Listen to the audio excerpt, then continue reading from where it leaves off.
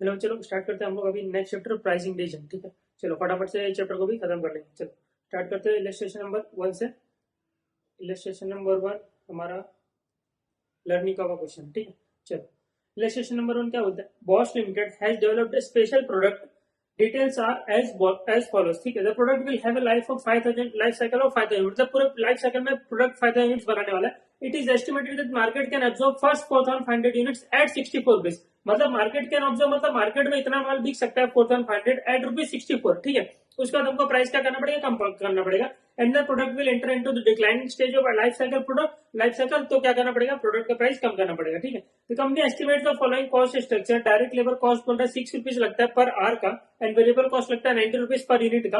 Other variable cost, ठीक है, fix cost लगता है तुम्हारा 40,000 over life cycle of the product. मतलब पूरे लाइफ साइकिल में टोटल फिक्स कॉस्ट का कितना खर्चा आने वाला है? 40,000 का। ठीक है, the labour rate and both of this cost will not change through out the product life cycle. ठीक है, कोई भी चेंज होने वाला नहीं कॉस्ट में। ये ऐसा बोल रहा है कि बोथ द कॉस्ट, ठीक है, फिक्स कॉस्ट जो भी है ये सब कोई चेंज होने वाला नहीं है। ठीक है, labour rate and other cost and both of this cost will not change. ठीक है, first batch of 100 units will take 1000 labour hours to produce. बोल रहा है कि 100 यूनिट्स बनाने के लिए मतलब फर्स्ट बैच, एक बैच में 100 यूनिट्स बन रहे तो फर्स्ट बैच बनाने के लिए कितना लगेगा? 1000 लेबर आवर्स लगेगा। ठीक है, कुछ 80% का लर्निंग को हमको मिलेगा and continue until 2500 units. 2500 units मतलब कितने बैच हो जाएंगे? देखो एक बैच में कितना यूनिट्स है? 100 यूनिट्स है। ठीक है, तो 2500 डिवाइड बाय 100 मतलब 25 बैच तक, 25 बैच तक तुम्हारा लर्निंग को रहेगा। उसके बाद क्या हो जाएगा? जैसे अभी भी सीएमटी में पढ़ा था कॉस्ट मैनेजमेंट टेक्निक में, एक टाइम के बाद लर्निंग को खत्म हो जाता है। ठीक है, फिर स्टैंडर्ड जो टाइम है वो जो लास्ट यूनिट को लगा वही आगे कंटिन्यू सब यूनिट को भी सेम टाइम लगेगा। ठीक है, तो वही बोला 25th यूनिट 25th बैच मतलब 2500 यूनिट तक लर्निंग को मिलता रहेगा। फिर लास्ट और 25th बैच को जो टाइम लगा ना वही सेम टाइम क्या लगेगा? आगे भी बच लगेगा। वही लिखा है देखो, batches after this level will each take the same amount of time as the 25th batch। ठीक है, the batch size will always be 100 units का बैच साइज देखो तो हमको ऊपर पढ़ के भी पता चल गया था। ठीक है, आगे क्या बोल रहा है? Calculate average selling price of the final 500 product. मतलब फाइनल 500 प्रोडक्ट का प्राइस बताओ that will allow the company to earn a total profit of 80,000। Profit बता दिया, सब कॉस्ट भी पता तुमको, तो सेलिंग प्राइस तुम्हारा निकल सकता है। ठीक है, from the product it average time for 24 batch is 359.40। नहीं दिया रहता तो भी हम लोग निकाल लेते थे। देखो इसने ना बोल रहा है कि 24 बैच तक एवरेज टाइम तुमको, देखो यहाँ पे, देखो यहाँ पे, ये देखो यहाँ पे मैंने कुछ बनाया था क्या? नहीं बनाया, यहाँ पे देखो, ये देखो, समझ लो बॉक्स है। ठीक है, तो फर्स्ट बैच को अलग टाइम लगेगा, फर्स्ट बैच में 100 यूनिट्स बनेगा। ठीक है, सेकंड बैच को कुछ टाइम लगेगा, ऐसे अप टू 24th बैच मतलब 24th बैच तक का एवरेज टाइम इन्होंने बता दिया कि 359.40 आवर्स लगेगा average time for till 24th batch मतलब 24th बैच। तो टोटल 24 बैच को कितना लगा होगा? 24 इंटू ये 359.90 एवरेज है, एक बैच का टाइम है, एक बैच का। ठीक है, एवरेज टाइम बता रहा है 24 तक कितना। अभी मैं एवरेज टाइम 25th बैच का भी अगर मैं निकाल लू, 25th बैच तक का एवरेज टाइम, तो यहाँ पे कुछ आएगा। अब ये दोनों का जो डिफरेंस है वो तुम्हारा 25th बैच को बनाने में लगा टाइम, पता चल गया। जैसे लास्ट क्वेश्चन में किया था ना वैसे ही यहाँ पे भी, वहां पे कैसा 49th यूनिट और 50th यूनिट, तो जो दोनों का डिफरेंस है टोटल 249 तक निकाले थे, टोटल 250 तक निकालते थे, फिर जो दोनों का डिफरेंस है 250th यूनिट बनाने के लिए टाइम लगा था। ठीक है, तो वैसे यहाँ पे भी कुछ करने वाले हम लोग सेम ऐसे ही। तो देखो आगे देखो क्या बोला है, लर्निंग कोएफिशिएंट दिया इतना 0.33 टू 80% और लॉग का वैल्यूज दिया हुआ। इस बार लॉग का वैल्यू दिया, डायरेक्ट को वैल्यू नहीं दिया। ठीक है, तो लॉग के हिसाब से भी कर लेंगे। ठीक है, अभी देखो यहाँ पे मैंने बताया था टोटल 24 बैच तक एवरेज टाइम 359.40, तो इंटू 24 कर देंगे तो total time till 24th batch. तो मुझे एवरेज टाइम मुझे पता है 24th बैच का, 24th बैच तक एवरेज टाइम लिखा है। एवरेज टाइम क्या होता है? देखो फर्स्ट यूनिट को बनाने के लिए 10 घंटा लगा, सेकंड बैच को बनाने के लिए 20 घंटा लगा, सॉरी कम लगेगा ना, 8 घंटा लगा, समझ लो 8 घंटा लगा। ठीक है, थर्ड बैच को बनाने के लिए समझ लो 7.95 लगा, फोर्थ बैच को समझ लो 6 आवर्स लगा। तो ऐसे ऐसे टिल 24th बैच होगा। तो ये जितने भी टाइम है इसको टोटल करके डिवाइड बाय 24 कर दो तो एवरेज टाइम आता है टिल 24th बैच। ठीक है, एवरेज टाइम, तो ये वो एवरेज दिया, इंटू कर दोगे तो टोटल वापस से आ जाएगा। ठीक है, ये बात समझ में आ गई। अब देखो यहाँ पे, तो एवरेज टाइम दिया था 24 बैच तक का 359.40। मैंने क्या किया, टोटल मल्टीप्लाई कर दिया 359.40 एक बैच का एवरेज टाइम, तो टिल 24 बैच तक कितना टाइम लगा होगा, तो टोटल आ गया मेरा 8625.6 आवर्स इतना लगा होगा टोटल 24 बैच तक। अब मैं टोटल 25 बैच का भी निकाल लूंगा, तो उसके लिए पहले एवरेज निकालना पड़ेगा। एवरेज कितना लग रहा है, एवरेज तुमको पता कैसे निकलता है, y equal to A raise to A into B raise to X. A क्या बोलता है, ए बोलता है कि फर्स्ट बैच को बताओ कितना टाइम लगेगा। फॉर्मुला ऐसा पता, फॉर्मुला देखो मैंने ये बताया था फॉर्मुला कैसा है, ठीक है। अभी तुमको पहले क्या पता करना है कि फर्स्ट बैच को कितना टाइम लगता है। इन्होंने बोला कि फर्स्ट बैच को बनाने में कितना आवर्स लग रहा था, 1000 लेबर आवर्स लग रहा था। देखो first batch of 100 units take 1000 labour hours, ठीक है। तो मुझे पता है फर्स्ट बैच को 1000 आवर्स लग रहा है। अब ये फॉर्मुला बोलता है कि तुमको कितने तक का एवरेज चाहिए वो बता दो, तो मैं बता रहा हूँ मुझे 25 बैच तक का एवरेज टाइम चाहिए, ठीक है। और रेस टू लर्निंग को बता दो, इसको 80% का है। अब 80% की जगह पे हम लोग ये लिख सकते हैं कि लर्निंग का कोएफिशिएंट क्या है, 0.322 माइनस 0.322। यहाँ पे मैंने लिख दिया माइनस 0.322, ठीक है। तो इतनी बात समझ में आ गई, 1000 इंटू ये 1000 क्या होता है, बोलता है फर्स्ट बैच को कितना टाइम लगेगा। आगे बोलता है कितने बैच तक का एवरेज चाहिए, तो मैंने 25 बैच तक का एवरेज ले लिया, पूछ लिया, ले रेस टू 0.322 माइनस 0.322, ठीक है। अब इसका लॉग लगा देंगे, तो लॉग वाई, फिर ये भी लॉग लग जाएगा, लॉग 1000 इंटू ये सेम टू सेम, ठीक है। तो लॉग ए इंटू बी क्या होता है, लॉग ए प्लस बी होता है, इतना पता है आपको। तो यहाँ पे same log A log 1000 plus log A, ठीक है। अब log A raise to B, log यहाँ पे देखो मैंने लिखा log A raise to B क्या होता है, बी इस साइड आ जाता है, फिर लॉग ए बच जाता है, ठीक है। तो वैसे ही यहाँ पे ये सेम टू सेम रहेगा, log A raise to B है तो ये इस साइड आ जाएगा, ठीक है। इस साइड आ जाएगा तो माइनस 0.322 और लॉग 25, ठीक है। अब लॉग 25 को मैं लॉग 5/5 लिख सकता हूँ, यहाँ पे मैंने लॉग 5/5 लिख दिया, ठीक है। और लॉग 1000 को 10 इंटू 100 लिख सकता हूँ, क्योंकि डायरेक्ट वैल्यू नहीं दिया, छोटे छोटे वैल्यू दिया लॉग के, तो मैं उसके हिसाब से इसको ला रहा हूँ, ठीक है। लॉग लॉग 10 इंटू 100 कर दिया, ठीक है। तो लॉग वाई ये तो सेम टू सेम वैसे रहेगा। अब लॉग 10 का वैल्यू, लॉग 10 प्लस, अभी देखो लॉग ए इंटू बी वापस से आ गया, तो लॉग ए इंटू बी ये है ना, लॉग ए इंटू बी, तो इसको लॉग ए प्लस बी लिख सकते हैं। तो यहाँ पे मैंने क्या कर दिया, लॉग ए प्लस लॉग बी। वैसे ही यहाँ पे अंदर लॉग 5/5 किया था, लॉग 5/5, तो लॉग ए प्लस बी इसको भी लॉग 5 प्लस लॉग 5 कर सकते हैं, ठीक है। तो वही मैंने यहाँ पे किया, बस ब्रैकेट में लिखना माइनस 0.322 से लॉग 5, ठीक है। फिर लॉग 10 का वैल्यू तुमको पता है 1 होता है, और लॉग 100 को वापस से क्या करो, 100 है ना लॉग, हाँ ये 100 है, तो लॉग 100 को वापस लॉग 10 इंटू लॉग 10 लिख दो, फिर लॉग 10 प्लस 10 मतलब 1 प्लस 1 वापस से 2 हो जाएगा, ठीक है। अब माइनस 0.322 और यहाँ पे जीरो, ये देखो लॉग 5 का वैल्यू दिया हुआ है क्या क्वेश्चन में लॉग 5 का वैल्यू दिया, हाँ ये देखो 0.69897, ठीक है। तो यहाँ पे मैंने क्या किया, लॉग 5 का वैल्यू डाल दिया 0.69897 और लॉग 5 का वैल्यू 0.69897, ठीक है। अब इसको मैंने सॉल्व किया, यहाँ पे वैल्यू डाल दिया 2.544। लॉग 10 का वैल्यू तो पता है अपने को 1 होता है, लेकिन दिया हुआ क्या यहाँ पे नहीं दिया हुआ, तो याद रखना लॉग 10 का वैल्यू 1 होता है। चलो यहाँ पे नहीं दिया हुआ, ठीक है। अब देखो यहाँ पे क्या हो जाएगा, लॉग ये इसको सॉल्व करो, देखो इसको कैसे सॉल्व करके मैं बता रहा हूँ। ये दोनों को ऐड करो पहले, पॉइंट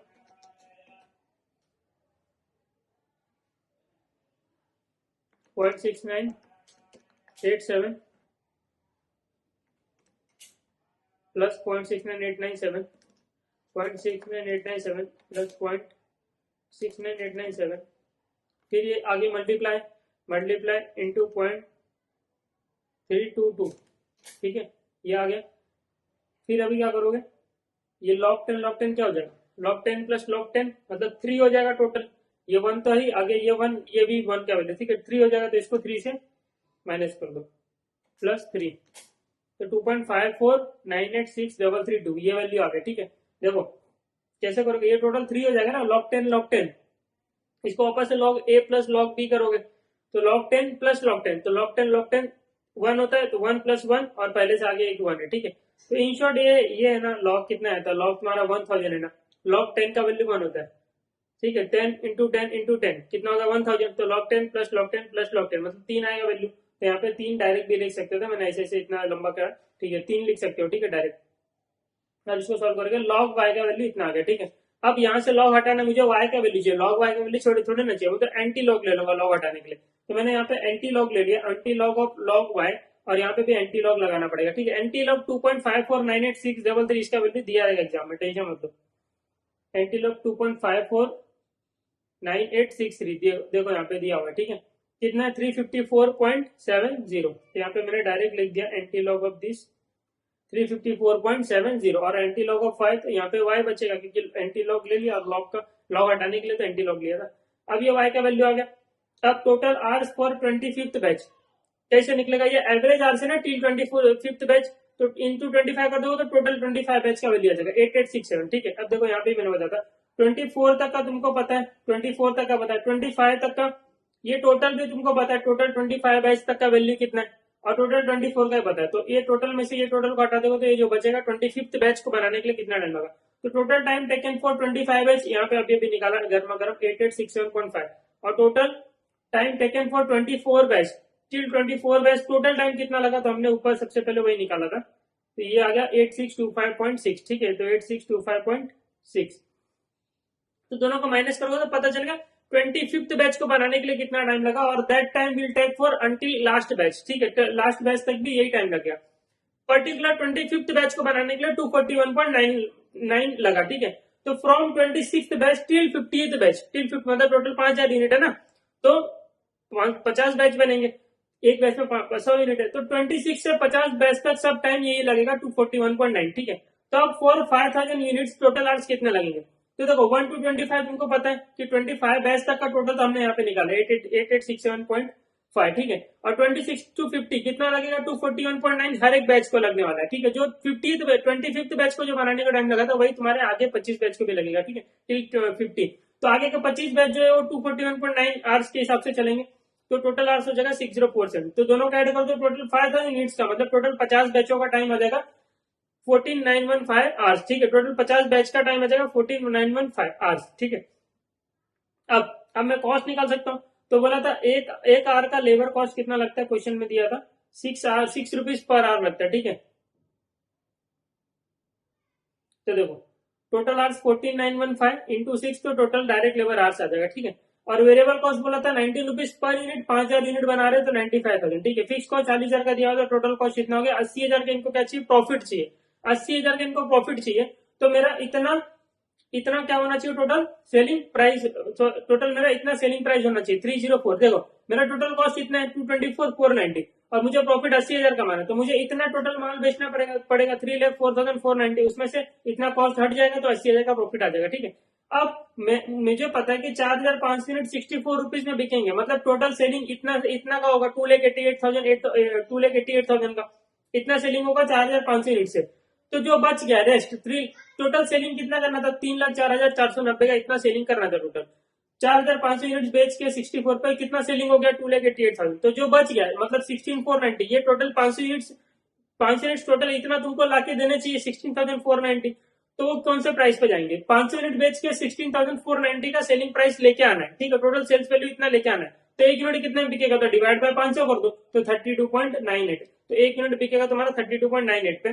तो selling price per unit for 500 unit आ गया 32.98, यही तुम्हारा डिक्लाइनिंग स्टेज पे यही सेलिंग प्राइस देगा। देखो सबसे पहले 64 था, फिर बाकी के बचे 500 यूनिट्स के लिए प्राइस डायरेक्ट हाफ हो गया 32.98 हो गया। तो इतनी बात समझ में आती है।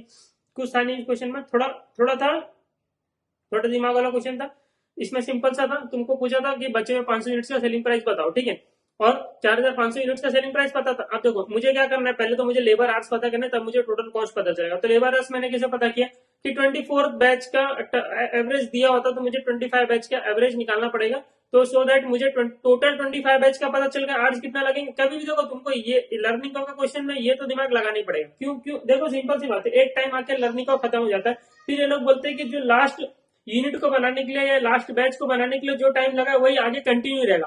तुमको पता कैसे चलेगा कि लास्ट बैच को बनाने के लिए टाइम लग कितना रहा है, तो तुमको उसके जस्ट पहले वाले का पता करना पड़ेगा कि टिल वहां तक कितना टाइम लगा टोटल। नहीं समझा, देखो तुम्हारे जो ऑफिस ये मैंने डीप में बताया था, लेकिन अभी वापस से बता दे रहा हूँ। देखो कोई यही लेक्चर देख रहा है तो क्या कर सकते हैं। अब देखो समझ लो तुम्हारे ऑफिस में कोई बंदा काम करता है, ठीक है, उसको तुमने बोला टोटल 50 यूनिट बनाने का। अब तुमको पता है कि 25 यूनिट्स के बाद तुमको पता है कि जो यूनिट 25 यूनिट बनाने के लिए जितना टाइम लगेगा उतना ही टाइम आगे नेक्स्ट 25 यूनिट्स को भी लगने वाला है, ठीक है। इतनी बात तुमको समझ आ गई। अब तुम उसको ना रोज पूछ रहे हो कि आज फर्स्ट यूनिट को बनाने कितना टाइम लगा, उसने बोला सर 10 आज, फिर बोलेगा सेकंड यूनिट को बनाने के लिए कितना लगा, ऐसे तुम उसको रोज पूछ रहे हो, ठीक है। तो 24 बैच तक तुमने 24 यूनिट तक तुमने पता किया कि उसको टोटल टाइम कितना लगा, ठीक है। उसने बताया टोटल 24 बैच तक 24 यूनिट तक कितना टाइम लग चुका है मुझे, ठीक है। अब नेक्स्ट डे आएगा 2500 यूनिट बनाएगा, तो तुमने उसको पूछा अब कितना टाइम लगा 25 यूनिट तक टोटल, उसने बोला टोटल इतना टाइम लगा। तो तुमको पता कैसे चलेगा कि 25th यूनिट बनाने के लिए कितना टाइम लगा, तो 24 तक का टोटल टाइम माइनस 25 तक का टोटल टाइम, तो जो बीच का गैप है that is for 25th units को बनाने के लिए लगा। अब वो टाइम आगे कंटिन्यू होगा, तुमको पता चल जाएगा कि आगे वाले यूनिट्स के लिए कितना टाइम लगेगा, और लर्निंग होकर हर क्वेश्चन में ये तुमको आने वाला है, ठीक है, कहीं पे भी। तो ये तुमको पता रहना चाहिए इतना सा। फिर वो पता चल गया तो टोटल आर्स पता चल गए, और जब टोटल आर्स पता चल गया तो लेबर का कॉस्ट पता चल गया, लेबर का कॉस्ट पता चल गया, बाकी कॉस्ट पता था, टोटल कॉस्ट कर दिया, उसमें प्रॉफिट ऐड कर दिया, मेरा टोटल सेल्स वैल्यू आ गया। उस टोटल सेल्स वैल्यू में से मुझे पता है कि इतना सेल्स वैल्यू मुझे 4500 यूनिट बेच के मिल जाएगा, कितना 4500 into 64 unit rupees per unit पे बिकेगा 4500 यूनिट, तो टोटल मेरा 2,88,000 का मेरा सेल्स वैल्यू रिकवर हो जाएगा। तो जो बाकी बचे हुए सेल्स वैल्यू 16,490 कहां से मिलेंगे, बाकी के बचे हुए 500 यूनिट से, ठीक है। 500 यूनिट तो कितने रुपीज पे जाएगा, 32.98 पे जाएगा, ठीक है। तो तुम्हारा इतना सेल्स वैल्यू हो जाएगा, टोटल इतना सेल्स वैल्यू तुम रिकवर कर पाओगे, और तुम्हारा कॉस्ट इतना है तो तुम्हारा प्रॉफिट भी अर्निंग 80,000 हो जाएगा। सिर्फ इसमें इतना ही था, इतना ही तुमको याद रखना है, ठीक है। अब हम करते हैं नेक्स्ट क्वेश्चन, इलस्ट्रेशन 1 हो गया, स्टार्ट करते हैं क्वेश्चन नंबर 4।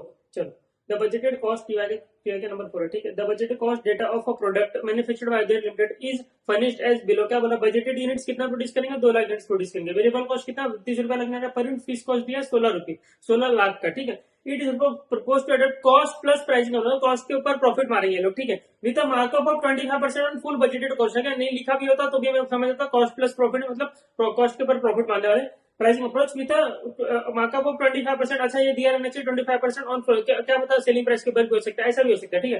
तो 25% ऑन फुल बजटेड कॉस्ट बोल रहा है। How research by the marketing department ऐसा बोल रहा है कि डिमांड जो है of the product market is price sensitive. Demand of जो प्रोडक्ट है वो मार्केट के साथ, मार्केट में प्राइस सेंसिटिव, प्राइस अगर ऊपर तो डिमांड नीचे, प्राइस नीचे डिमांड ऊपर, ठीक है। द लाइकली मार्केट रिस्पॉन्सिबल बोल रहा है कि सेलिंग प्राइस अगर 44 रुपीज रखोगे पर यूनिट, तो डिमांड तुम्हारा कितना होगा 1,68,000 होगा पूरे साल भर में। तो प्राइस थोड़ा सा बढ़ गया 44 से 48, डिमांड 1,68 से गिर गया 1,52 हो गया। वैसे प्राइस 50 से 150 हो गया तो डिमांड और गिर गया 1,40, ऐसे धीरे धीरे जब प्राइस 60 हो जाएगा तो डिमांड हो जाएगा 1,08,000, ठीक है। तो analysis about situation and determine the best course of action. तो best of course of action जहां पे ज्यादा प्रॉफिट मिलेगा वही करेंगे हम लोग, ठीक है। और हमारा ये अचीव होना चाहिए 25% और बजटेड कॉस्ट ये भी अचीव होना चाहिए, ठीक है। पहले तो कॉस्ट प्लस प्राइसिंग अप्रोच लगा के देख लेते हैं कि वेरिएबल कॉस्ट है 32 rupees per unit, 2 lakh unit के पीछे कितना लगेगा variable cost, 2 lakh into 32 64 lakh का, 16 लाख का कॉस्ट है, फिक्स कॉस्ट वो ऐड कर दिया, ठीक है। और टोटल आ गया बजटेड कॉस्ट 80 लाख का ऐड कर दिया, ठीक है। प्रॉफिट कितना 80 लाख के ऊपर 25% करोगे 20 लाख आ जाएगा, ठीक है। 80 लाख का करो 25%, तो 20 लाख आ गया, और टोटल सेल्स हो गया 1 करोड़ का, ठीक है। जब टोटल सेल्स 1 करोड़ का हो गया और टोटल यूनिट कितना 2000 तो डिवाइड कर दिया, तो total per unit selling price आ गया 50 रुपीज पर यूनिट, ठीक है। अब इनके हिसाब से भी देख लेते हैं कि अगर ये अलग अलग डिमांड रहेगा अलग अलग सेलिंग प्राइस पे, तो प्रॉफिट कहां पे सबसे ज्यादा मिल रहा है आपको, तो देख लो यहाँ पे 44 सेलिंग प्राइस, अलग अलग सेलिंग प्राइस मैंने लिख दिया, वेरिएबल कॉस्ट हमारा तो सेम ही रहेगा हर एक केस में, तो आ गया तुम्हारा कॉन्ट्रीब्यूशन, ठीक है। और अलग अलग डिमांड है हर एक केस में, तो मल्टीप्लाई किया तो आ गया हमारा टोटल कॉन्ट्रीब्यूशन हर एक केस में, पांचों के पांचों केस में, ठीक है। फिर फिक्स कॉस्ट सब जगह पे तो सेम है 16 लाख 16 लाख 16 लाख, तो मेरा प्रॉफिट आ गया अलग अलग हर एक केस में, ठीक है। अब यहाँ पे अगर देखोगे तो सबसे ज्यादा प्रॉफिट मैं कहाँ पे कमा रहा हूँ, तो सबसे ज्यादा प्रॉफिट इस केस में कमा रहा हूँ 40,72,000, तो वहां पे सेलिंग प्राइस कितना है 56, हमने कॉस्ट प्लस मेथड से किया तो हमारा सेलिंग प्राइस 50 आ रहा था, लेकिन 50 पे अगर चेक करोगे तो प्रॉफिट 9,20,000 है जो कि कम है। तो अगर हम लोग को 50 सबसे ज्यादा प्रॉफिट 56 पे, तो हमको क्या करना चाहिए 56 पे प्राइस बेचना चाहिए, ठीक है। लेकिन अब हम लोग यहाँ पे ये भी चेक कर लेते हैं क्या हमारा 25% ऑन टोटल कॉस्ट ये वाला क्राइटेरिया भी फुलफिल हो रहा है क्या, तो टोटल कॉस्ट देख लेते हैं यहाँ पे क्या होगा, तो वेरिएबल प्लस फिक्स कॉस्ट दोनों टोटल कॉस्ट होगा, तो वेरिएबल को 32 रुपीज है, और डिमांड कितना प्रोड्यूस करेंगे उसी के ऊपर आएगा टोटल कॉस्ट, प्रोड्यूस इस पर डिमांड ही 1,28 को डिमांड प्रोड्यूस भी 1,28 करेंगे, तो 32 इंटू 1,28 कितना होता है 32 इंटू 1,28 किया गया तुम्हारा 40,96,000, और फिक्स कॉस्ट कितना है 16 लाख, तो टोटल कॉस्ट कितना हो गया 56,96,000, ठीक है।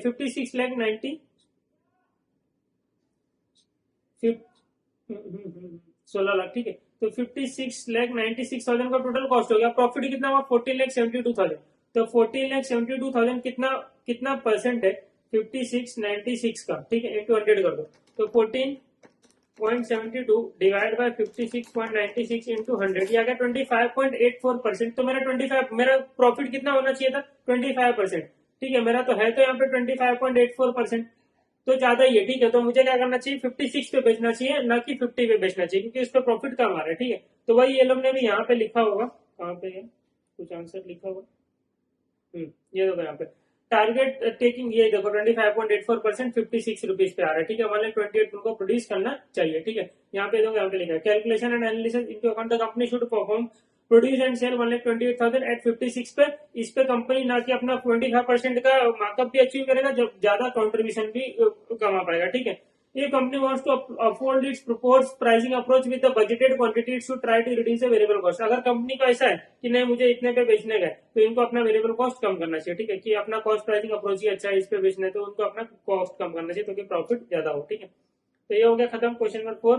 अब क्वेश्चन नंबर 3 एंड 2 दो ही बचा हुआ है, इसमें टीवाई के नंबर टीवाई 3 और 2। तो उसके पहले हम लोग एक कॉन्सेप्ट समझ लेते हैं, उसके बाद नेक्स्ट क्वेश्चन करेंगे। स्टार्ट करते हैं प्रॉफिट मैक्सिमाइजेशन मॉडल का कॉन्सेप्ट। ठीक, चलो। Sunny limited has developed new product बनाया उन्होंने, which is about to be launched into the market में लॉन्च करने वाले। The variable cost of selling product is 70 rupees per unit. बोल रहा वेरिएबल कॉस्ट 70 रुपए पर यूनिट है, इसका मतलब एक प्रोडक्ट को बनाने के लिए 70 रुपए लगता है वेरिएबल कॉस्ट। ठीक है, तो एडिशनल यूनिट को बनाने के लिए भी 70 रुपए लगेगा, मतलब to produce one additional unit, उसको बोलते हैं मार्जिनल कॉस्ट। ये 70 रुपीज पर यूनिट तुम्हारा मार्जिनल कॉस्ट। ठीक है, the marketing department has estimated selling price of 25 rupees. उन्होंने सेलिंग प्राइस क्या क्या डिसाइड किया, एनुअल डिमांड क्या होगा 10,000 रुपीज होगा eight a price of 25 rupees. ठीक है, However, if the sale price is set above 25, अगर 25 के ऊपर तुम सेलिंग प्राइस रखते हो तो सेल्स डिमांड गिर जाएगा 500 यूनिट से for each 0.5 increase about 25 rupees के ऊपर 0.5 रुपीज अगर बढ़ाते हो तो डिमांड गिर जाएगा। ठीक है, प्राइस बढ़ने से डिमांड गिरता है। ठीक है, उसी केस में similarly the price is below 25, demand would increase by 500 units for each 0.5 step the reduction in the price below 25।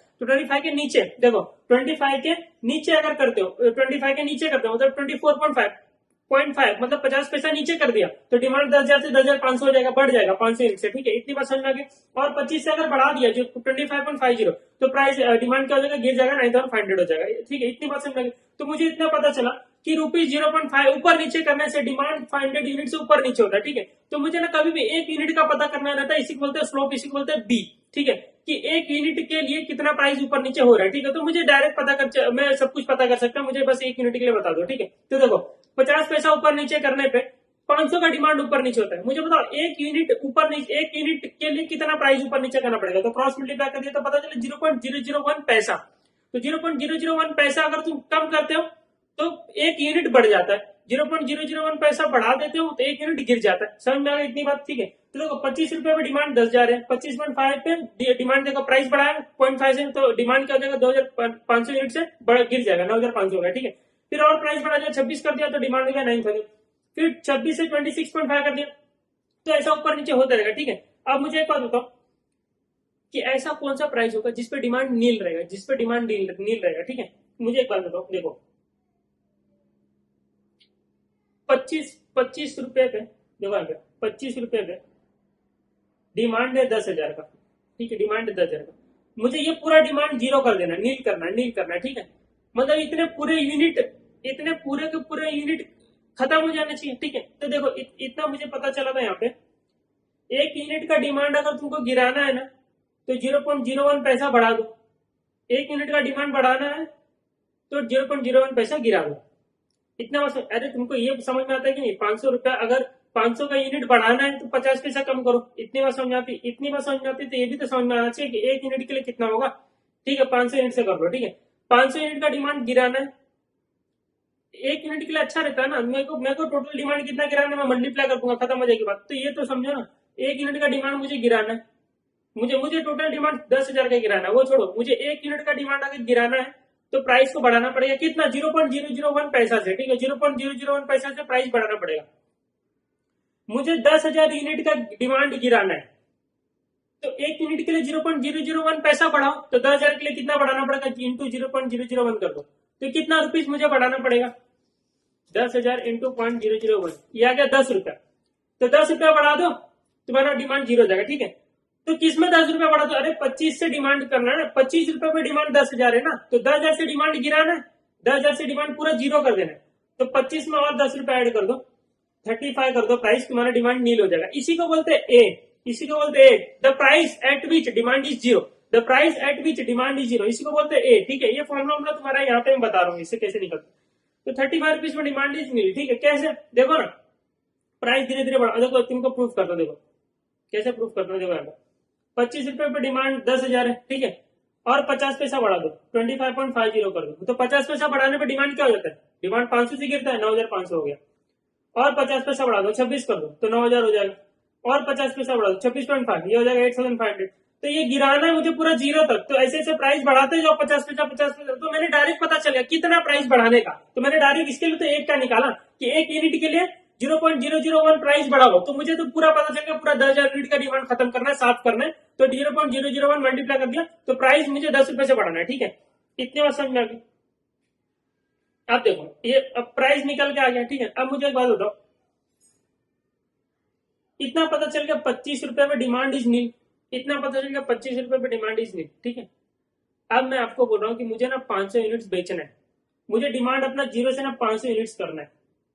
तो आप लोग मुझे बताओ क्या करना चाहिए, आप लोग बताओ मुझे क्या करना चाहिए। इसमें प्राइस थोड़ा कम करना पड़ेगा, प्राइस कम करना पड़ेगा। कितना कम करना पड़ेगा, 500 यूनिट्स का डिमांड बढ़ाने के लिए कितना प्राइस कम करना पड़ेगा। देखो इतना मुझे पता था, एक यूनिट के लिए कुछ भी करो 0.001 पैसा, ठीक है। एक यूनिट का डिमांड बढ़ाना या गिराना 0.001 पैसा बढ़ाओ या गिराओ, जो भी करो, ठीक है।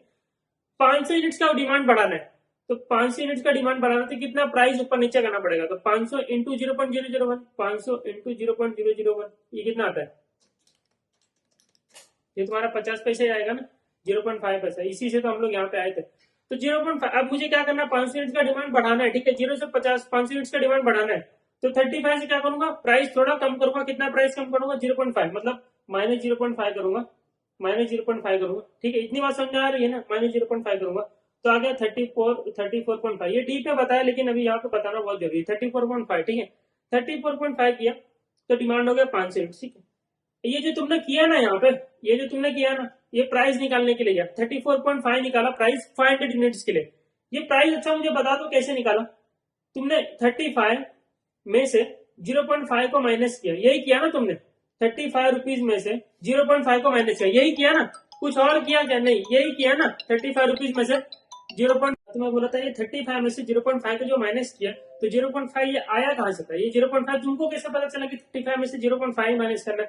तो ये मैंने यहाँ से पता किया था कि एक यूनिट के लिए 0.001 रुपीज कम करना है, तो मुझे 500 यूनिट्स का डिमांड बढ़ाना तो कितना रुपया कम करना पड़ेगा, तो क्रॉस मल्टीप्लाई करके पता चला था 0.5 आया था, ठीक है। तो क्या तुमने 0.5 लाने के लिए 0.001 इंटू 500 यूनिट्स किया। हाँ सर, मैंने 500 यूनिट्स इंटू 0.001 किया। क्यों किया, क्योंकि एक यूनिट्स का डिमांड गिराने के लिए 0.001 रुपीज कम, एक यूनिट्स का डिमांड बढ़ाने के लिए 0.001 रुपीज कम करना पड़ेगा, ठीक है। तो 0.001 पैसा कम करना पड़ेगा, तो 5 यूनिट्स के लिए मैंने मल्टीप्लाई कर दिया, 0.5 आ गया मेरा, ठीक है। तो इसी को ही तो बेटा बी बोलते हैं, इसी को तो बोलते हैं स्लोप। ये स्लोप है, ये स्लोप है कि एक यूनिट के ऊपर नीचे, एक यूनिट का डिमांड ऊपर नीचे करने के लिए प्राइस में क्या ऊपर नीचे करने, उसको बोलते हैं बी, ठीक है। और ये क्या था सर, कितना डिमांड तुमको बढ़ाना, कितना डिमांड बढ़ाना था, ये बोलता है ये क्वांटिटी, ये 500 बोलता है ये क्वांटिटी है, ठीक है, ये क्वांटिटी हो गया। और ये 35 सर क्या था, 35 is price at which demand is 0, इसी को बोलते हैं ए, ठीक है। तो तुम्हारा फॉर्मूला क्या बन जाता है, देखो यहाँ पे क्या फॉर्मूला, यही बन जाता है। तो ए माइनस ये बी क्यू है, बी क्यू, तो प्राइस निकालने का फॉर्मूला यही बनता है ना फिर, ए माइनस बी क्यू, ए माइनस बी क्यू, ठीक है। ये फॉर्मूला बन जाता है। ये तुम ऐसे यहाँ पे ऐसे तुम यहाँ पे इसको रट्टा मार लेते, लेकिन ये रट्टा मारने की जरूरत है ही नहीं। अब ए माइनस बी क्यू तुम्हारा प्राइस निकालने का फॉर्मूला पता चल गया। ए तो सिंपल सी बात है, पहले तो पता कर लो कि कौन सा प्राइस पे डिमांड इज नील। अब तुमको जितना डिमांड बढ़ाना है उतना प्राइस कम करते जाओ। कैसे कम करोगे, तो एक के लिए पता कर लो कि एक यूनिट के लिए कितना प्राइस कम करना, उतना प्राइस कम करते जाओ। खत्म हो गया बात, P equal to A minus B Q वाला फॉर्मूला याद करने की जरूरत नहीं है, ठीक है। ये हो गया खत्म। अब मेन तो तुम्हारा ये आता है कि ऐसा कौन सा प्राइस जिसपे तुम्हारा सबसे ज्यादा डिमांड, सबसे ज्यादा प्रॉफिट हो, सबसे ज्यादा कंट्रीब्यूशन हो, ठीक है। तो हमने पढ़ा था इकोनॉमिक्स में कि जब मार्जिनल रेवेन्यू और मार्जिनल कॉस्ट ये इक्वल होते हैं दोनों, तो हमारा क्या होता है, सबसे ज्यादा मैक्सिमम होता है प्रॉफिट। वही बोलते हैं प्रॉफिट मैक्सिमाइजेशन मॉडल, कि जब तुम्हारा मार्जिनल रेवेन्यू और मार्जिनल कॉस्ट ज्यादा होता है तो तुम्हारा सबसे ज्यादा प्रॉफिट होता है। मार्जिनल कॉस्ट तो सर हमको पता है कि एक एडिशनल यूनिट को बनाने के लिए क्या प्राइस लगता है, वही वेरिएबल कॉस्ट जो दिया होता है वही तुम्हारा मार्जिनल कॉस्ट, ठीक है, 70 रुपीज। लेकिन सर मार्जिनल रेवेन्यू कैसे निकालेंगे, तो मार्जिनल रेवेन्यू निकालने से, मार्जिनल रेवेन्यू मतलब एक को बेचने का टोटल वैल्यू इतना हो गया, ठीक है, दूसरा बेचने का टोटल वैल्यू इतना हो गया, तो दोनों के बीच का जो डिफरेंस है वो तुम्हारा मार्जिनल रेवेन्यू होता है, ठीक है। तो उसके पहले तुम रेवेन्यू सीखो। तो रेवेन्यू कैसे निकलता है, मुझे पता है, प्राइस में क्वांटिटी को मल्टीप्लाई कर देंगे, जितना प्राइस है उतना जो क्वांटिटी बेच रहे हैं इंटू प्राइस, तो टोटल रेवेन्यू आ जाएगा, ठीक है। अब मुझे प्राइस निकालना पता चला कैसे निकालते, ए माइनस बी क्यू करके। तो मैंने क्या किया, मैंने सिंपल सा टोटल रेवेन्यू का जो फॉर्मूला था प्राइस इंटू क्वांटिटी, तो मैंने प्राइस की जगह पे ये रख दिया ए माइनस बी क्यू रख दिया, ठीक है, और क्वांटिटी यहाँ पे ऐसे रख दिया। तो टोटल रेवेन्यू निकालने का एक और पता चला मुझे कि A into Q minus B into Q square, इससे मेरा क्या निकल जाता है, टोटल रेवेन्यू निकल जाता है। ठीक है, तो रेवेन्यू निकालना मुझे पता चला A Q minus B Q square. ठीक है, इतनी बात समझे। अब इसी का तुम डेरिवेटिव ले लोगे ना तो बताता है, डेरिवेटिव लेना मतलब जो डीवाई बाई डीएक्स कर देते, तो उससे पता चल जाएगा तुम्हारा एडिशनल यूनिट को बनाने के लिए कितना तुम रेवेन्यू कमा रहे हो। ठीक है, मार्जिनल रेवेन्यू निकाल के देता है। तो इसी का डेरिवेटिव ले लेंगे विथ रिस्पेक्ट टू क्वांटिटी, तो D R by D Q. ठीक है, विथ रिस्पेक्ट टू क्वांटिटी ये ले लिया, ये ले लिया। तुमने डेरिवेटिव अगर पढ़ा होगा मैथ्स में, किसमें, अपना सीपीटी में, फाउंडेशन में, तो तुमको ये चीज आएगी, अदरवाइज ये चीज इग्नोर करो फिर। ठीक है, अब इसका डेरिवेटिव ले लेंगे तो क्या होगा, देखो A Q with respect to quantity है तो क्या आएगा, D derivative with respect to quantity, तो ए बचेगा यहाँ पे। इसका तुम फॉर्मुला देखोगे ना डेरिवेटिव में, तो यहाँ पे ए क्यू का derivative with respect to quantity लोगे तो ए बचता है। ठीक है, और यहाँ पे लोगे तो ये टू इस साइड आ जाता है, तो टू बी क्यू हो जाएगा। ठीक है, तो तुम्हारा मार्जिनल रेवेन्यू निकालना हो गया ए माइनस टू बी क्यू, ये फॉर्मुला यहाँ से निकला। ठीक है, इतनी बात समझ में आ गई, A minus two B Q. अब मुझे पता है this marginal revenue is equal to marginal cost, marginal cost is 17 rupees, इतना मुझे पता है, मार्जिनल कॉस्ट इज 70 रुपीज। मुझे ए भी पता है, ए मतलब जो प्राइस जिसपे डिमांड इज 0, तो 35 रुपीज है। मुझे बी भी पता है 0.001, एक यूनिट को ऊपर नीचे करने के लिए प्राइस कितना ऊपर नीचे, तो बी भी पता है मुझे। क्वांटिटी मुझे निकालना है, क्वांटिटी मुझे निकालना है, 2 रुपीज से यहाँ पे रहेगा। ठीक है, तो क्वांटिटी मुझे निकालना, तो मुझे पता चला ये सब सॉल्व करने के बाद क्वांटिटी कितना होना चाहिए। देखो क्वांटिटी यहाँ पे पता चला 9,000। ठीक है, क्वांटिटी 9,000 मुझे पता चला। तो मुझे पता चला कि मेरा 9,000 जब क्वांटिटी मेरा बिकेगा ना, तो मेरा सबसे हाईएस्ट रेवेन्यू रहेगा। ठीक है, तो 9,000 पे सर प्राइस क्या होना चाहिए, तो सिंपल, मैंने अभी भी तुमको बताया था कि एक 35 रुपीज पे, अभी वापस से प्राइस निकालो, तो प्राइस तो निकालना नहीं, 35 रुपीज पे डिमांड इज नील। ठीक है, डिमांड इज नील, मुझे अपना डिमांड 9,000 यूनिट्स तक लेके जाना है। कैसे पता चला, यहाँ से पता चला, ये वाले फॉर्मूले से, कि क्वांटिटी मेरा 9,000 रहेगा तो मेरा डिमांड सबसे हाईएस्ट रहेगा, तो प्राइस निकालना। मुझे क्वांटिटी कितना करना है, डिमांड कितना 9,000 तक बढ़ाना है। ठीक है, तो हर एक डिमांड को बढ़ाने के लिए, एक यूनिट को डिमांड को बढ़ाने के लिए 0.001 पैसा कम करना पड़ेगा। तो 9,000 यूनिट का डिमांड बढ़ाने के लिए कितना पैसा कम करना पड़ेगा, ये बता दो। तो 9,000 इंटू 0.001, ठीक है, 9 रुपीज कम करना पड़ेगा। तो 35 रुपीज से मुझे 9 रुपया कम करना पड़ेगा, तो मेरा डिमांड आ जाएगा। तो 35 में से 9 कम कर दो तो कितना आ जाएगा, 35 माइनस 9, 26 रुपीज पे डिमांड तुम्हारा 9,000 यूनिट्स का हो जाएगा, और सबसे हाईएस्ट प्रॉफिट भी रहेगा। ठीक है, हाईएस्ट कॉन्ट्रीब्यूशन भी रहेगा। ठीक है, इतनी बात समझ में आ गई।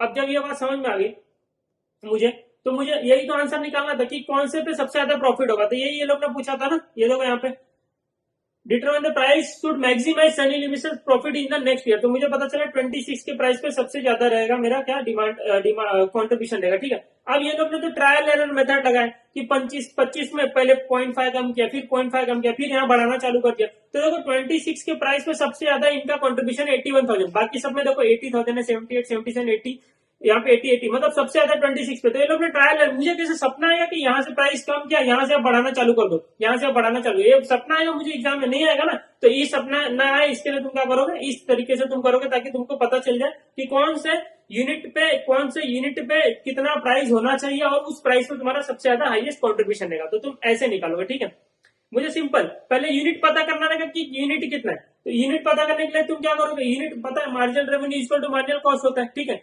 मार्जिनल रेवेन्यू तुमको पता कैसे निकलता है, अब पता चल गया ना, ए माइनस 2BQ करके निकलता है। और एमसी तुमको पता है मार्जिनल कॉस्ट कितना है, 17 रुपया। तो ए भी तुमको पता है और बी भी पता है, क्यों निकालना है, 2 तो 2 ही है। तो ठीक है, तो ये तुम्हारा क्यों क्वांटिटी यहाँ से निकल जाएगा, क्वांटिटी पता चल जाएगा तो उतना प्राइस कम कर दो, उतना डिमांड गिरा, उतना डिमांड बढ़ाने के लिए उतना प्राइस कम कर दो। तो ये बात हो गई, समझ में आ गई, प्राइस भी निकल जाएगा। तो प्राइस निकालना वेरी सिंपल। ठीक है, तो ये तुमको ये क्वेश्चन आई थिंक समझ में आया। तो इसके साथ हम लोग आगे बढ़ेंगे, जो हमको क्वेश्चन नहीं आता था अब तक, आता था मतलब कॉन्सेप्ट वाइज, तो विदाउट कॉन्सेप्ट हम लोग नहीं कर सकते थे। ठीक है, कर सकते थे लेकिन क्या फॉर्मुला रटाने में मजा नहीं आता। और जब स्टार्ट करते क्वेश्चन नंबर 2, चलो क्वेश्चन नंबर 2 क्या बोलता है, देखो, Angel limited is leading company in the footwear industry. ठीक है, फुटवेयर इंडस्ट्री में लीडिंग कंपनी, ठीक है, जूता चप्पल लोग बनाते हैं। Company has 4 factories in the different locations with state of art equipments. Due to competition in the market, company is continuously reviewing its product range and enhancing its existing product by developing new model. ठीक है, market में बहुत competition, तो नए product, नए model बना रहे demand satisfy करने के लिए कस्टमर्स से। ठीक है, तो company currently has a production facility which is a capacity of 3,400 labour hours. ठीक है, तो कंपनी के पास लेबर जो भी आवर्स है, ठीक है, कंपनी के पास अभी करंटली कितना कैपेसिटी है, 3,500 आवर्स का कैपेसिटी है पर वीक की बात करें। ठीक है, प्रोडक्ट कंफर्ट ये लोग बना रहे, जिससे देखो नाम ही जूता चप्पल बना रहे तो कंफर्ट चाहिए अपने को, तो प्रोडक्ट कंफर्ट नाम रख दिया। Was introduce to the market 6 months ago, 6 महीने पहले इंट्रोड्यूस किया था। Now is about to enter into the maturity stage of life cycle, ठीक है। However researcher by the marketing department indicates the demand of the product comfort in the market is price sensitive. Price sensitive बोल रहा है उसका demand, मतलब price ऊपर तो demand नीचे, प्राइस नीचे तो डिमांड ऊपर, ठीक है। तो एग्जैक्टली मार्केट रिस्पॉन्सेस क्या बोल रहा है कि देखो सेलिंग प्राइस अगर तुम 1750 रखते हो पर यूनिट बोल रहा है, ठीक है, तो पर वीक डिमांड कितना रहेगा 550 यूनिट्स का, और प्राइस कम कर दिया, प्राइस देखो तुमने 1750 से 1600 कर दिया तो डिमांड बढ़ गया 725, फिर प्राइस और कम कर दिया 1525 तो डिमांड और 1000 बढ़ गया, ठीक है। प्राइस और कम कर दिया 1450 तो डिमांड और बढ़ गया, लास्ट में प्राइस 1300 कर दिया तो डिमांड 1200 हो गया, ठीक है। वेरिएबल कॉस्ट बता रहा है कि मैन्युफैक्चरिंग का वेरिएबल कॉस्ट कितना पर यूनिट 750 रुपीज है। Standard hours use to manufacture 1 unit is 2 hours, ठीक है, तो 2 घंटा लगता है एक बनाने के लिए। अब प्रोडक्ट एक्सपोर्ट की बात कर रहे हैं, बाद में बात करते हैं। Advice which of the 5 selling price should be charge from product for product comfort in order to maximise contribution during the maturity stage. तो कौन जिसमें कंट्रीब्यूशन सबसे ज्यादा मिलेगा जिस सेलिंग प्राइस में, उसमें हम लोग क्या करेंगे, प्रोडक्ट कंफर्ट का सेलिंग प्राइस रखेंगे, ठीक है। तो देखो 1750 सेलिंग प्राइस रखने पर डिमांड 550 यूनिट्स होता है, तो पहले मैं यहाँ पे क्या लिख लेता हूँ 1750, पहले मैंने सबके सेलिंग प्राइस लिख लिया, पांचों के अलग अलग सेलिंग प्राइस, ठीक है, मैंने अलग अलग यहाँ पे सेलिंग प्राइस लिख ली। उसमें से वेरिएबल कॉस्ट तो 750 है सबका, तो 750 वेरिएबल कॉस्ट को मैंने हटा दिया, ठीक है, तो बचा मेरा कंट्रीब्यूशन। अब कंट्रीब्यूशन इनटू डिमांड कर दूंगा, डिमांड सब में अलग अलग है, इसमें 550 725 तो सबका अलग अलग डिमांड लिख दिया, 550 725 1150 120, ठीक है। मल्टीप्लाई कर दिया मैंने कंट्रीब्यूशन इनटू डिमांड, तो आगे मेरा टोटल कंट्रीब्यूशन। अब देखो सबसे ज्यादा कंट्रीब्यूशन मुझे यहाँ पे मिल रहा है, कहाँ पे मिल रहा है देखो दिखाता हूँ, यहाँ पे मिल रहा है, ठीक है, 8,05,000, ठीक है। तो मेरा सेलिंग प्राइस क्या होना चाहिए 1450 होना चाहिए, तो सेलिंग प्राइस 1450 पर मेरा डिमांड इज 1150 यूनिट्स का, देखो डिमांड 1150 यूनिट्स का, ठीक है।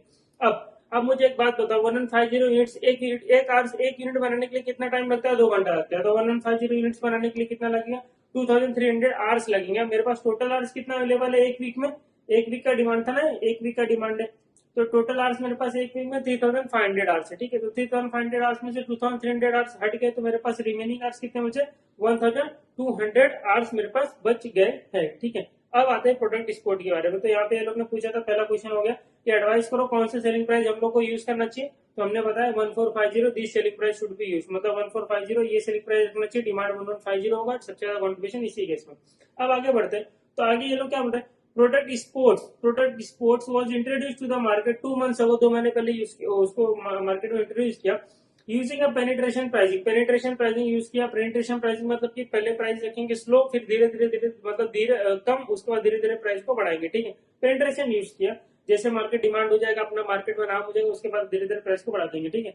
पॉलिसी लगाया and is now about to enter to growth stage में एंटर होने वाला, ठीक है। Each unit has a variable cost of 545 rupees per unit, ठीक है। वेरिएबल कॉस्ट दिया है बोल रहा है 555, this is variable cost, this is marginal cost, ठीक है। And takes 2.5 standard hours to produce, ठीक है, और बोल रहा है 2.5 आवर्स लेता है।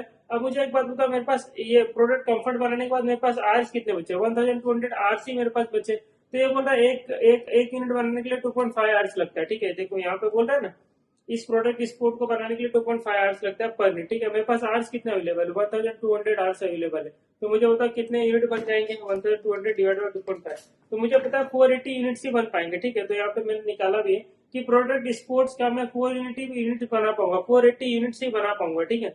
अब आगे क्वेश्चन में क्या बोलता है, calculate the number of units to B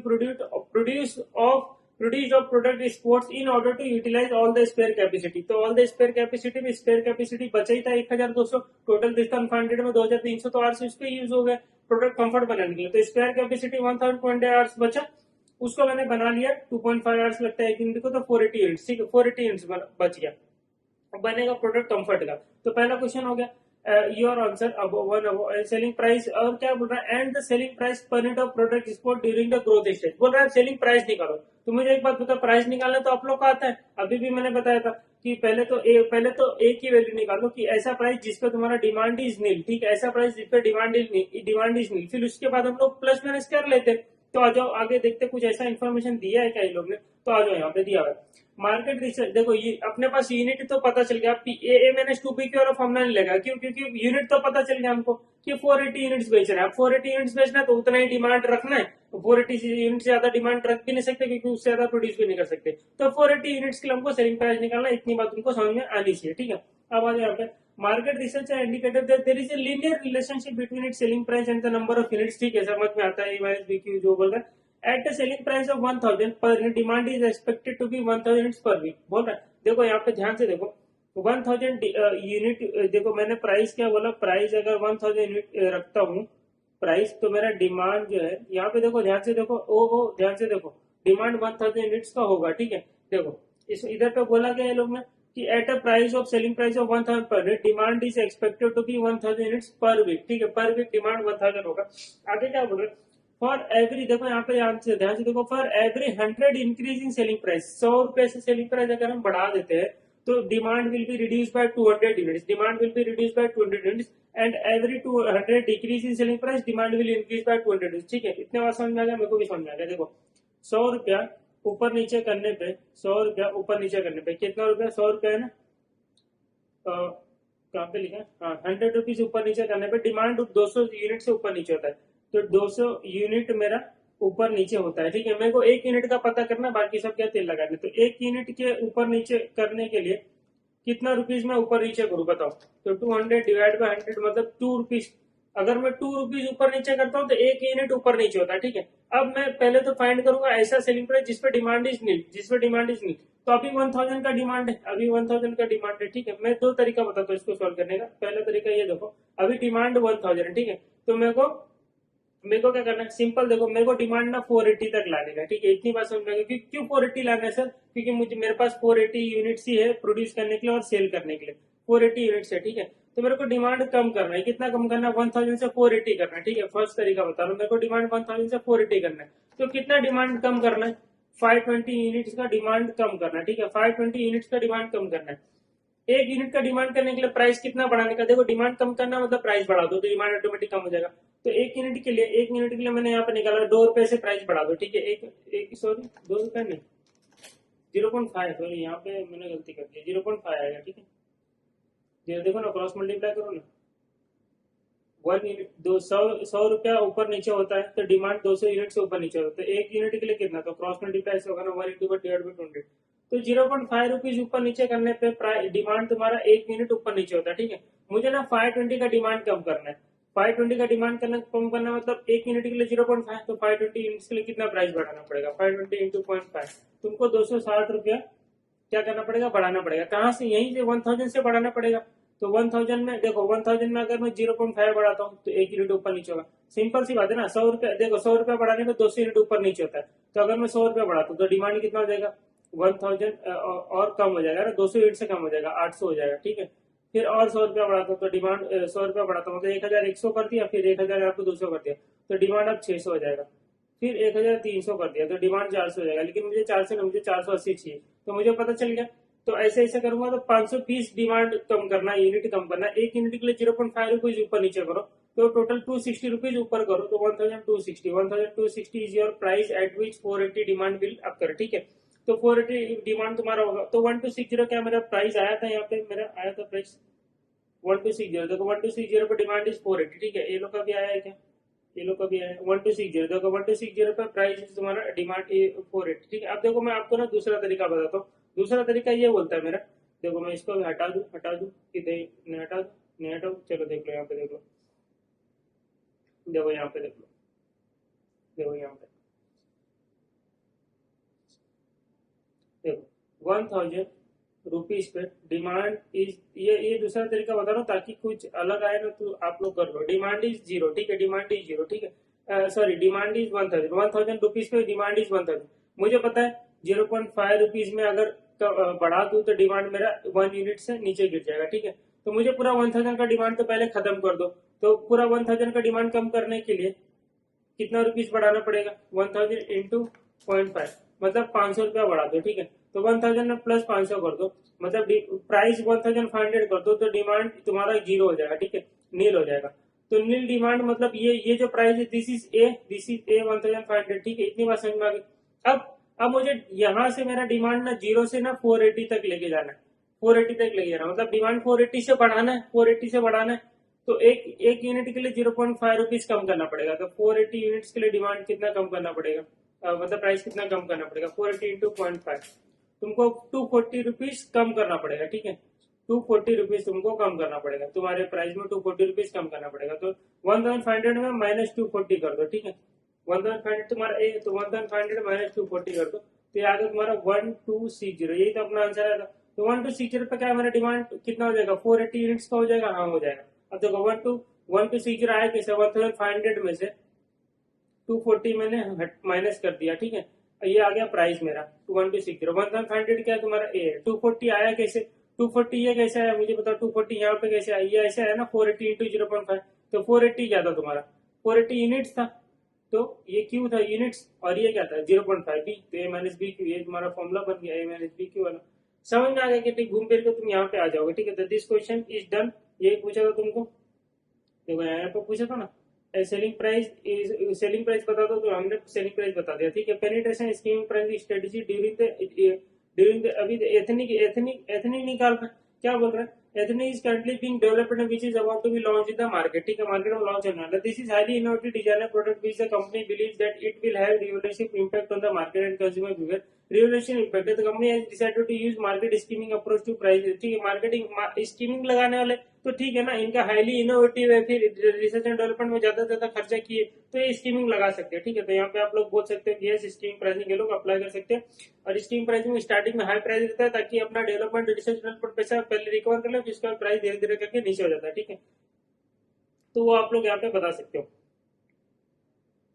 फिर इम्पैक्ट आप पढ़ लेना, इसमें से दीदी उतना टाइम नहीं है मेरे को थ्योरी ये सब पढ़ाने का। थ्योरी में देखो यहाँ पे क्या लिखोगे, average unit production cost unit selling price का क्या होगा जब ये each stage of ethnic product life cycle. देखो हर एक स्टेज में अलग अलग चीजें होती है। तुम जैसे जैसे धीरे धीरे आगे देखो, इंट्रोडक्शन स्टेज में तुम्हारा क्या रहेगा, सेलिंग प्राइस। तुमको अगर स्कीमिंग लगा रहे हो तो सेलिंग प्राइस से डिसाइड होता है तुम क्या लगा रहे हो, स्कीमिंग लगा रहे हो पेनिट्रेशन लगा रहे हो, ठीक है। प्रोडक्शन कॉस्ट तुम्हारा धीरे धीरे स्टार्ट में जैसे जैसे बढ़ेगा तुम्हारा इकोनॉमी स्केल मिलेगा, डिमांड बढ़ेगा, तो तुम्हारा प्रोडक्शन कॉस्ट कम होगा। लेकिन एक स्टेज पर आके सेम हो जाएगा, फिर धीरे धीरे क्या हो जाएगा, धीरे धीरे तुम्हारा प्रोडक्शन कॉस्ट बढ़ना चालू हो जाएगा, क्योंकि तुम्हारा माल उतना बिकेगा नहीं। जैसे डिक्लाइनिंग स्टेज है तो तुम्हारा उतना प्रोडक्ट का माल नहीं बिकेगा, प्रोडक्ट नहीं बिकेगा, और तुम्हारा क्या होगा, इकोनॉमी स्केल नहीं मिलेगा। तुम उतना प्रोडक्शन भी नहीं करोगे, जब उतना प्रोडक्शन नहीं करोगे तो तुम क्या करोगे, उतना मतलब डिमांडिंग तो प्रोडक्शन क्या करोगे उतना, तो तुम उतना माल खरीद नहीं पाओगे सप्लायर से, और तुमको जो डिस्काउंट मिलता है तो वो नहीं मिलेगा, ठीक है। जो डिस्काउंट नहीं मिलेगा तुम्हारा ऑटोमेटिक प्रोडक्शन कॉस्ट बढ़ जाएगा, ठीक है। और सेलिंग प्राइस तुम्हारा कम हो जाएगा। क्यों सेलिंग प्राइस कम हो जाएगा, क्योंकि तुमको प्रोडक्ट निकालना है जो भी बचे हुए, तो जो सेलिंग प्राइस पे मिल रहा है उस पर तुम निकाल दोगे। तो धीरे धीरे ऐसे ऐसे हर एक स्टेज पे अलग अलग चीजें होगी, ठीक है। अब ये आप एक ये सब सिंपल कॉमन है, तुमने लाइफ साइकिल कॉस्टिंग पढ़ा होगा तो यहाँ पे आराम से लिख लोगे, ठीक है। चलो ये क्वेश्चन हो गया अपना। अभी क्वेश्चन नंबर 3 करते हैं, last question of pricing decision, ठीक है। बैथवेल लिमिटेड क्या बोल रहा है, इज एन आईएसओ, ठीक है। अब प्रीमियम टाइम पास दिया हुआ। अब देखो यहाँ पे नीचे और direct, Bathwell India Limited has 2 division, namely BD एक bogie division and wagon division है, डब्ल्यूडी। आप ध्यान से देखो, for manufacturing of wagon BD manufacture bogies and WD manufactures various types of wagons like freight wagon, tank wagon, ये अलग अलग तरह के वैगन बना रहे हैं, ठीक है। डब्ल्यूडी नीड्स 4 बेगी। अभी डब्ल्यूडी जो वैगन डिवीजन है उसको ना 4 बीडी की जरूरत पड़ती है, बॉगी डिवीजन की जरूरत पड़ती है, मतलब उसको बॉगी लगाने पड़ते हैं, तो 4 बीडी की उसको जरूरत पड़ती है फॉर वन वैगन के लिए, ठीक है। इज द ओनली मैन्युफैक्चर, और बीडी जो है, बीडी है, it is only one manufacture of the bogie and supplies both WD and outside customer. यही जो अकेला अकेला बंदा है जो बोगी बनाता है, बीडी डिवीजन जो है वो अकेला बनाता है, वही इंटरनल भी ट्रांसफर करता है, वही आउटसाइड भी सप्लायर को ट्रांसफर करता है, ठीक है, जिसको भी ट्रांसफर करता है। Details of BD and body WD दिया हुआ है, डब्ल्यूडी एंड बीडी डब्ल्यूडी का दिया इन्फॉर्मेशन। फीस कॉस्ट दिया हुआ इतना इतना है, वेरिएबल कॉस्ट दिया पर इट इतना लगेगा। वेरिएबल कॉस्ट मतलब क्या हो गया, अब देखो बीडी का वेरिएबल कॉस्ट 2,20,000, डब्ल्यूडी का वेरिएबल कॉस्ट 4,80,000, तो क्या डब्ल्यूडी के वेरिएबल कॉस्ट में बीडी का जो 4 बोगी आएगा वो भी वेरिएबल कॉस्ट आएगा, हाँ आएगा। लेकिन यहाँ पे क्या स्टार मारा हुआ है, बोल रहा है एक्सक्लूडिंग ट्रांसफर कॉस्ट, मतलब इसमें जो 4,80,000 इसमें बीडी वाला कॉस्ट नहीं इंक्लूड नहीं है, ठीक है। कैपेसिटी है 320 का, इसका 12 का, ठीक है। Market research has indicated that demands in the market for Batwell limited product at different quotations are as follows. For bogies quotation price of 3,20,000 no tender will be awarded, मतलब ये प्राइस के ऊपर तुमको कोई टेंडर नहीं मिलेगा। इसका मतलब ये ऐसा प्राइस है जिस पर डिमांड इज 0, तो ये इसको इसी को बोलते हैं ए, ठीक है, इसी को बोलते हैं। तो 3,20,000 तुम्हारा बोगी डिवीजन के लिए ए है, ए कहाँ पे लिखा, देखो बोगी डिवीजन की बात करें तो 3,20,000 पर डिमांड इज 0, तो दिस इज कॉल्ड ए, ठीक है। अब आगे पढ़ते हैं, आगे क्या बोल रहे हैं, demand will increase by 30 bogies, demand 30 bogie से बढ़ेगा जब जब 10,000 तुम्हारा प्राइस कम होगा, ठीक है। 3,20,000 से जैसे जैसे 10,000 प्राइस कम होगा, 3,20,000 पे डिमांड ही 0, 3,20,000 से प्राइस कम कर दो 10,000 से, मतलब 3,10,000 कर दो, तो डिमांड कितना होगा, 30 बोगी, ठीक है। तो यहाँ पे ध्यान से देखो 3,10,000 जैसे प्राइस कर दिया, 3,20,000 से 10,000 कम कर दो तो डिमांड 30 यूनिट से बढ़ जाएगा, ठीक है, 0 से 30 होगा, और 10,000 कम कर दिया प्राइस 3 लाख कर दो डिमांड और 30 यूनिट से बढ़ जाएगा 60। तो इसका मतलब ये समझ में आया कि 30 यूनिट अगर ऊपर नीचे होगा 10,000 प्राइस नीचे करने पे, ऊपर नीचे करने पे, ठीक है, 10,000 प्राइस नीचे क्या डिमांड 30 यूनिट से बढ़ गया, तो एक यूनिट के लिए कितना, तो एक यूनिट के लिए 333.33, दिस एक यूनिट के लिए जो निकालते हैं उसी को बोलते हैं बी, ठीक है, बी ये निकल गया तुम्हारा।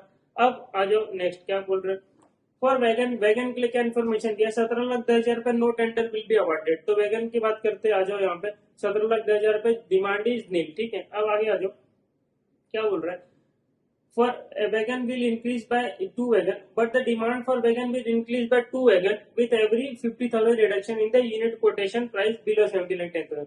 तो 17,10,000 से अगर प्राइस तुम क्या करते हो 50,000 से कम कर दो, मतलब यहाँ पे 17,10,000 में 50,000 कम करो 16,60,000 कर दो, तो डिमांड का 2 यूनिट से बढ़ जाएगा, ठीक है। इसका मतलब 50,000 अगर ऊपर नीचे करने पर 2 यूनिट ऊपर नीचे होता तो एक यूनिट के लिए कितना 25,000, this is B for wagon division, ठीक है। अब आगे बात करते हैं, further BD is the only manufacture of BG, ठीक है, ये सब बात टाइम पास दिया। आगे क्या बोला, कैलकुलेट करने के लिए the unit quotation price of the wagon that will maximize Batfair India limited profit for the financial year 2019-20।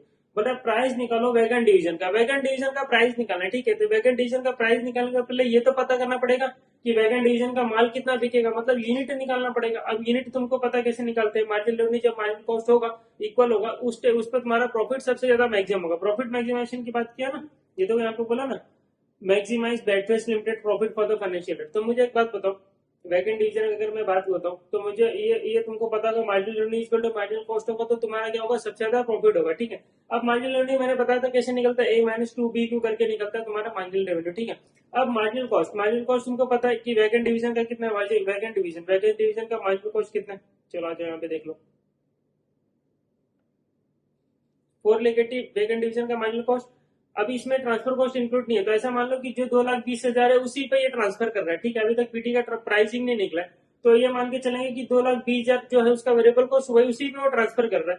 तो जब 2,20,000, मुझे तो 4 वैगन लगते हैं ना, 4 पीटी बोगी लगते हैं ना, वैगन डिवीजन को 4 बोगी लगते हैं, ठीक है। तो 2,20,000 तो एक का इंटू 4 मतलब 8,80,000 प्लस 4,80,000, तो मुझे 13,60,000 का कॉस्ट आएगा, ठीक है। 13,60,000 कहाँ से है ये पता चला, 13,60,000 कहाँ से नहीं पता चलो, तो यहाँ पे देखो वैगन डिवीजन का मार्जिनल कॉस्ट कहाँ से आया 13,60,000, ये देखो यहाँ पे 4,80,000 यहाँ पे भी लिखा हुआ मैंने, 4,80,000 तो है ही इसका कॉस्ट, ठीक है, 4,80,000 तो इसका कॉस्ट है।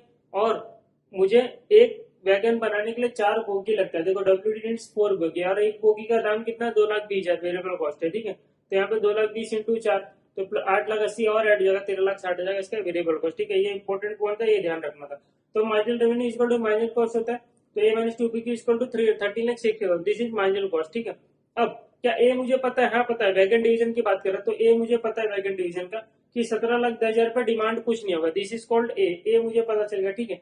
2 इंटू बी मुझे पता है, बी मतलब स्लोप, मतलब एक यूनिट के ऊपर नीचे के लिए क्या प्राइसिंग होना चाहिए। देखो 50,000 के रुपीज अगर ऊपर नीचे करते तो 2 यूनिट ऊपर नीचे होता, तो एक यूनिट के लिए हमने निकाला था 25,000, दिस इज कॉल्ड बी, ठीक है। तो बी हो गया 25,000 और पी हमको निकालना है, क्यू ही तो फाइंड करना है। तो ऐसे इसको सॉल्व करोगे तो क्यू आ जाएगा 7, मतलब मुझे ये पता चल गया कि 7 यूनिट का मुझे प्राइस निकालना, मेरा डिमांड 7 यूनिट है, ठीक है। अब मुझे एक बात बताओ, 17,10,000 पे डिमांड इज 0, डिमांड इज नील, ठीक है। मुझे डिमांड बढ़ा के 7 यूनिट्स करना है, ठीक है, 7 यूनिट्स करना है, सिंपल 7 यूनिट्स करना है। एक यूनिट को ऊपर नीचे के लिए प्राइस कितना ऊपर नीचे करना पड़ेगा 25,000, ठीक है। तो 7 यूनिट्स के लिए मुझे कितना प्राइस ऊपर नीचे करना पड़ेगा, इतना बता दो, 25,000 इंटू 7, मुझे 1,75,000 क्या करना पड़ेगा ऊपर की नीचे, मुझे डिमांड बढ़ाना है तो प्राइस मुझे 1,75,000 नीचे करना पड़ेगा। तो 17,10,000 में 1,75,000 कम कर दो, 17,10,000, ये आ गया 15,35,000 तुम्हारा आ गया प्राइस, ठीक है। 15,35,000 आ गया, कहां से आया, 17 लाख में से 1,75,000 माइनस कर दिया, ठीक है। अब 17 लाख मतलब ए हो गया, ये ए है और ये -2 ये तुम्हारा बी क्यू है, ए माइनस बी क्यू है। बी क्या स्लोप, स्लोप मतलब ये देखो, ये 1,75,000 आया कहां से, यहाँ से आया 7 इंटू 25,000, 7 क्या तुम्हारा क्वांटिटी और बी क्या तुम्हारा 25,000। सर क्वांटिटी क्या है, क्वांटिटी तो यहाँ से आया, ऊपर से आया सॉल्व करके -2b लगा के। तो ये बात समझ आ गई, देखो 17,10,000 पे डिमांड 0, फिर एक यूनिट का डिमांड बढ़ाना है तो और 50,000 कम कर दो, 2 यूनिट का बढ़ाना है, सॉरी 1 यूनिट के लिए 25,000, ठीक है। 1 यूनिट का डिमांड बना 25,000 मैंने कम किया और 25,000 कम किया 2 लाख, तो 60 16 लाख 60,000 आ गया। ऐसे कर करके मुझे 7 यूनिट तक जाना, तो डायरेक्ट मैंने यहाँ पे बता दिया था और मैंने यहाँ पे भी सॉल्व करके बता दिया, ठीक है। तो आ गया 15,35,000। अब आ जाओ दूसरा, नेक्स्ट क्वेश्चन क्या बोलता है, इन्होंने प्राइस पूछा था, कोटेशन प्राइस वैगन डिवीजन का हमने बता दिया, ठीक है। आगे क्या बोल रहा है, calculate the unit quotation price of the wagon that is likely to emerge if the divisional manager of BD and WD both are set quotation price calculated to maximize divisional profit sales to outside customer and the transfer price is set at market price। ओहो, बात ये बोल रहा है कि जो बेटा WD बेटा तुमको जो ये 480 प्लस तुम्हारा जो वेरिएबल कॉस्ट लग रहा था अदर देन तुम्हारा ट्रांसफर कॉस्ट भी लग रहा था ना, क्योंकि तुम BD से माल ले रहे थे, तो तुम तो ये सोचे थे कि बीडी 2,20,000 पे बेच देगा, लेकिन अब बीडी बोलता है नहीं, ऐसा मैं नहीं करूंगा, अब मैं भी ये प्राइस डिसाइड करूंगा सेलिंग का जो मेरे जो जैसे तुमने किया प्रॉफिट मैक्सिमाइजेशन मॉडल के हिसाब से तुमने प्राइस डिसाइड किया। बीडी बोलता है मैं भी अपना पहले प्राइस डिसाइड करूंगा, वो प्राइस में तुमको ट्रांसफर करूंगा, ठीक है। तो डब्ल्यूडी बोलता है ओके, मेरा प्राइस फिर वापस से चेंज होगा, तो पहले बीडी का वापस से निकालो, ठीक है। तो बीडी का क्वांटिटी पता है कि कितना बेचना है नहीं पता, तो पहले बीडी का क्वांटिटी निकालो, ठीक है। तो अब बीडी का आ जाओ, बीडी की बात कर रहे हैं। तो बोगी डिवीजन बोलता है कि मार्जिनल रेवेन्यू मार्जिनल कॉस्ट जब मेरा इक्वल होगा तो मेरा सबसे ज्यादा क्वांटिटी उसी पे मेरा वही क्वांटिटी देगा जिस पे मेरा सबसे ज्यादा प्रॉफिट रहेगा, ठीक है। तो मार्जिनल कॉस्ट तो मुझे पता है, बीडी का तो एक ही कॉस्ट है, 2,20,000 का वेरिएबल कॉस्ट है, ठीक है। देखो यहाँ पे बोगी डिवीजन का तो एक ही कॉस्ट है 2,20,000 का, ठीक है। ये समझ में आता है। तो मार्जिनल रेवेन्यू का तो ए माइनस बी क्यू करके आता है। अब बीडी बोगी का तो पता है ए मतलब कौन सा ऐसा प्राइस जिस पे डिमांड इज नील, तो 3,20,000 था, ठीक है। 3,20,000 पे डिमांड इज नील, तो इसका ए पता है हमको 3,20,000 है बोगी डिवीजन का, 3,20,000 माइनस 2 इंटू बी पता है, इसका स्लोप हम लोग ने निकाला था 333.33। देखो ना यहाँ पे ये 10,000 प्राइस डाउन करने पे डिमांड 30 से बढ़ जाता, तो एक यूनिट के लिए कितना 333.33, ठीक है। इंटू क्यू आप निकालना, तो ये सॉल्व करेंगे तो क्यू आ जाएगा 150। तो मुझे पता चला बोगी डिवीजन का 150 यूनिट्स पे सबसे ज्यादा प्रॉफिट होता है, ठीक है। तो ये मुझे पता है 3,20,000 पे डिमांड इज नील। अब मुझे डिमांड यहाँ से 150 करना है, ठीक है। क्यों 150, क्योंकि क्वांटिटी है 150। तो एक यूनिट अगर मुझे डिमांड बढ़ाना है तो 333.33 पैसा कम करना पड़ेगा। तो 150 के लिए कितना क्रॉस मल्टीप्लाई किया, 50,000 रुपीज कम कर, ठीक है। 50,000 मैंने इसमें से कम कर दिया, तो आ गया 2,70,000। तो 3,20,000 में से 50,000 कम किया, this is A minus B Q, तो आ गया प्राइस 2,70,000, ठीक है। अब मैं 2,20,000 पे पहले डब्ल्यूडी ने रिकॉर्ड किया था, डब्ल्यूडी तो बोला था 2,20,000 पे रिकॉर्ड कर दिया था, ठीक है, अपना वेरिएबल कॉस्ट जब निकाला था। तो अब डब्ल्यूडी को 2,20,000 पे नहीं मिलेगा, क्योंकि बोगी ने डिसाइड कर दिया मेरा प्राइस इज 2,70,000। तो अब डब्ल्यूडी का मार्जिनल कॉस्ट चेंज हो जाएगा, कैसे चेंज हो जाएगा, 4,80,000 तो था ही, अब 2,20,000 की जगह 2,70,000 लेगा, 4 बोगी लगते हैं इसको, ठीक है, एक यूनिट के लिए 10,80,000। तो मार्जिनल कॉस्ट इसका चेंज हो गया, 50,60,000 हो गया। तो वापस से इसका यूनिट भी चेंज हो जाएगा, वापस से डब्ल्यूडी अपना कैलकुलेशन करेगा M R equal to MC करके, ए माइनस 2 BQ। अब इसमें क्या करेगा, ए 17,10,000 इसका 2 BQ, अब मार्जिनल कॉस्ट चेंज हो गया ना, 15,60,000 हो गया। पहले कितना था, 13,00,000 कुछ तो था ना, 13,60,000 था, अब चेंज हो गया। पहले टोटल कॉस्ट देखो ना 13,60,000 था इसका वेरिएबल कॉस्ट, अब यहाँ पे 15,60 हुआ, तो 15,60 रख के ये लोग ने क्वांटिटी निकाला। अब क्वांटिटी इसका 3 आया, तो 3 के लिए डिमांड निकालना पड़ेगा, ठीक है। तो 17,10,000 पे डिमांड इज नील, तो क्वांटिटी क्या करना है, डिमांड 3 से बढ़ाना है, ठीक है। तो एक के लिए 25,000 ऊपर नीचे करना पड़ेगा, तो 3 के लिए कितना 75,000, तो 16,35 आ गया। तो बोगी डिवीजन का सेलिंग प्राइस डिसाइड हुआ 2,70,000 और यूनिट डिसाइड हुआ 1,50। वैगन का डिसाइड हुआ 16,35 प्राइस और 3 यूनिट्स, ठीक है। तो ये बात समझ में आ गई, ये तुमको निकालना था यहाँ पे, और कुछ था नहीं इस क्वेश्चन, ठीक है। चलो ये हो गया डन, बाकी प्राइसिंग डिवीजन हो गया आपका यहाँ पे फिनिश, ठीक।